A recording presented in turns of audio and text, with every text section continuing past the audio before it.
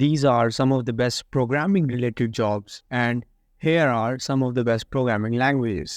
आज की इस वीडियो में हम बात करने वाले हैं कि what are the best programming languages that must be learned in 2025. So अगर आप एक ऐसे इंसान हैं जो कि एज ए बिगिनर परेशान है, स्ट्रेस्ड है कि उसे ऐसी कौन सी प्रोग्रामिंग लैंग्वेज सीखनी चाहिए जो कि उसे डिफरेंट प्लेसमेंट्स, डिफरेंट जॉब्स और डिफरेंट कंपनीज में क्वालिफाई करने के लिए हेल्प करें, और if you are stuck at this problem and you can't find the solution, this is the video for you. So अभी तक आप में से मोस्टली बहुत से लोग अपने desired goals तक पहुंचने के लिए different pathways को adopt कर चुके होंगे. So if you have taken a wrong pathway, there are two losses that are confirmed. Firstly, आप अपना time waste करेंगे and secondly, you never end up anywhere. So on the other hand, अगर आप एक ऐसा पाथवे चूज़ करते हैं या अगर एक ऐसी प्रोग्रामिंग लैंग्वेज चूज़ करते हैं जो कि आपके इंटरेस्ट के पैरेलल हो, that pathway will gonna help you. So basically कोई भी एक प्रोग्रामिंग लैंग्वेज को सीखना या उसको कहना it is the best programming language, it totally depends upon your interest. So in today's video I am gonna discuss the 6 pathways starting in game development.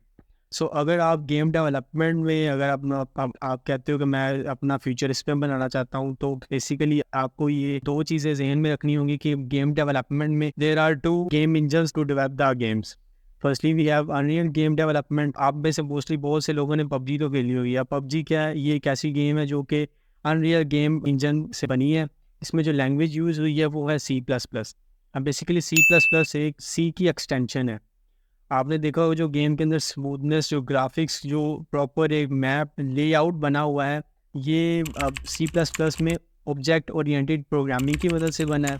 So अगर आप एक रियलिस्टिक गेम बनाना चाहते हैं, I think unreal game engine और C++ will gonna help you. On the other hand, अगर आप unity game engines को देखते हैं तो आपको शायद आपने नोटिस किया होगा कि 2016 में पोकेमॉन गो गेम लॉन्च हुई थी जो कि यूनिटी गेम इंजन्स की तरफ से बनी थी. अब ये एक ऐसी गेम थी जो little bit of realistic graphics add किए थे, वो हुए थे C# लैंग्वेज है उसको ऐड करने से. अब बेसिकली C# एक ऐसी लैंग्वेज जिसका पास्ट में एक नाम होता था कोल. सो बेसिकली C# एक ऐसी लैंग्वेज है जिसका जो सिंटैक्स है वो एक similar to another language that is Java. So अगर आप एक गेम बनाना चाहते हैं जो कि थोड़ी कम रियलिस्टिक हो, you can go with unity game engine development and you can learn C#. Moving forward towards mobile development. So basically there are 2 ways of developing mobile apps. Firstly, we have native development and secondly we have cross-platform development. So native development में क्या होता है? We have to write different code for different operating systems. For example, Android development for Androids and iOS development for iPhone. अब इसका नुकसान ये है कि we have to write different code for different operating systems, which leads to more work and we have to hire different developers to do this. So this can be expensive. On the other hand, अगर हम cross platform development को देखें, so उसमें हमें क्या करना होता है? We have to write same code for different operating system, which leads to less work and this can be inexpensive. तो अगर लैंग्वेजेस की बात करें तो नेटिव डेवलपमेंट में Kotlin is the language that is used for Android development. Before Kotlin, Java was the most preferred language which was used for native development. Syntax of Kotlin is similar to Java. अब Kotlin को use करने का most common benefit ये है कि it is built in null safety. For iOS development, Swift is the most preferred language which was developed by Apple developers. अब Swift को use करने का मोस्ट कॉमन बेनिफिट ये है कि जो भी आईफोन्स के अंदर जो मेन स्मूथनेस और बेटर परफॉर्मेंस होता है वो मेनली स्विफ्ट लैंग्वेज को यूज़ करने की वजह से होता है. Moving toward cross platform development. So cross platform development में हमारे पास जो 2 बेसिक फ्रेमवर्क यूज़ होते हैं वो है, firstly we have React Native and secondly we have Flutter. React Native was developed by Facebook and on the other hand Flutter was developed by Google. So React Native is the most popular library of JavaScript. अब JavaScript एक ऐसी high level interpreted language है जो कि different web applications को बनाने में use होती है. Flutter on the other hand uses Dart. Dart एक ऐसी लैंग्वेज है जो कि एक कंपाइल लैंग्वेज है. सो Dart अलाउज करती है the fast execution of Flutter apps. So basically अगर आप मोबाइल डेवलपमेंट में आगे कंटिन्यू करना चाहते हैं तो आपको इन चीज़ों को जहन में रख के आगे कंटिन्यू करना चाहिए. मूविंग फॉरवर्ड, चलिए AI के बारे में भी बात कर ही लेते हैं. So after the release of ChatGPT last year, which was mostly used by some students or let's say some other people, the AI gained importance in the IT field. अब एट दैट टाइम एआई को design करने के लिए AI developers के पास Python के अलावा कोई भी एक बेस्ट ऑप्शन नहीं था। अब पाइथन भी जावास्क्रिप्ट की तरह एक हाई लेवल इंटरप्रेटेड लैंग्वेज है।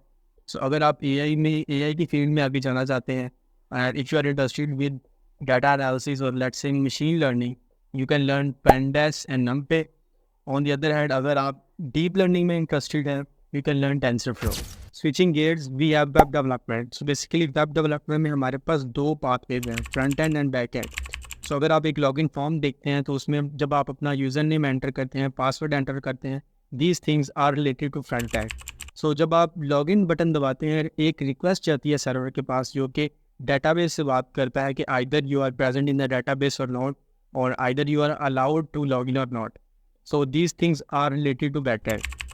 हमारे पास HTML, CSS, JavaScript are the building blocks of front end. Along with JavaScript, you can also learn React, जो कि एक famous JavaScript की library है. You can also do Angular, which is a popular TypeScript-based framework. Moving toward backend, we have multiple options. You can learn JavaScript along with Node.js and Express.js for backend. Python, you can learn Django and Flash. Java, you can learn Spring Boot for PHP, Laravel. So if I am allowed to pick a popular programming language, I'll choose JavaScript because ये front end में भी use होती है, back end में भी use होती है. For database, you can also learn SQL. So let's talk about AR VR now. So recently जब Apple ने Vision Pro launch किया था, this area gained importance in the IT field. AR VR जैसे experiences को build करने के लिए you need to learn Swift UI. On the other hand अगर आप दूसरे ऑप्शंस की तरफ जाना चाहते हैं, you can learn C++ or C# because most of the developers use Unreal Engine or Unity for AR VR development. Lastly we have blockchain. So अगर आप एक ब्लॉकचेन डेवलपर बनना चाहते हैं, Solidity is the best programming language for you. अब Solidity एक high level programming language है जो कि स्मार्ट कॉन्ट्रैक्ट्स बिल्ड करने में यूज़ होती है on different blockchain platforms like Ethereum. Syntax की बात करें तो its syntax similar to JavaScript. I know it's very difficult for anyone to pick any specific programming language. So if you ask for my recommendation, I recommend JavaScript, Python and C++ because all of these languages cover most of the programming fields in IT sector.